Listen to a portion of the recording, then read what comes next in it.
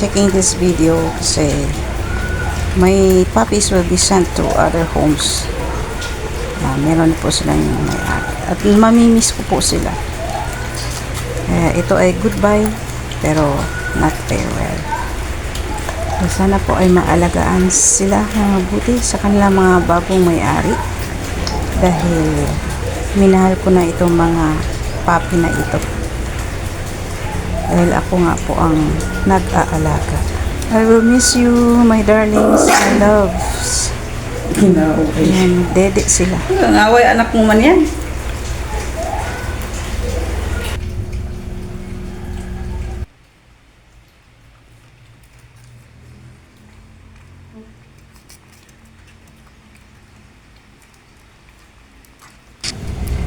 Nagpadede ang ina na nakatayo.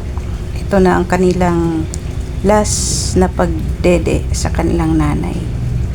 Nakakalungkot man pero hindi man tayo pwedeng mag-alaga ng maraming aso.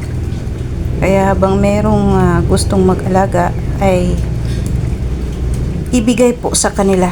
Though meron niyang bayad of course kasi hindi po madali ang mag-alaga ng mga ganyang aso. Magastos po siya. Talagang magastos. Kaya para iwas gastos, paalaga natin sa iba. Yan. Ba, nakatayo ng nanay. Malalaki na po yung mga tuta. Mag 2 months po sila ngayong 12. Mula nung isilang. Maliksi na sila at kumakain na ng marami. Kaya pwede na pong ilipat ng ibang bahay. Kawawa si nanay. Di na niya makikita ang kanyang mga anak. At hindi ko rin na rin sila makikita. They will be sold na. Leave other home.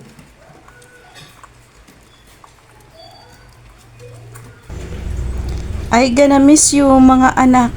Dahil nga po, sila po'y aking mga anak na. Goodbye. I love you, the 3 of you. Love you, puppies. I gonna miss you, babush. Thank you for watching this video.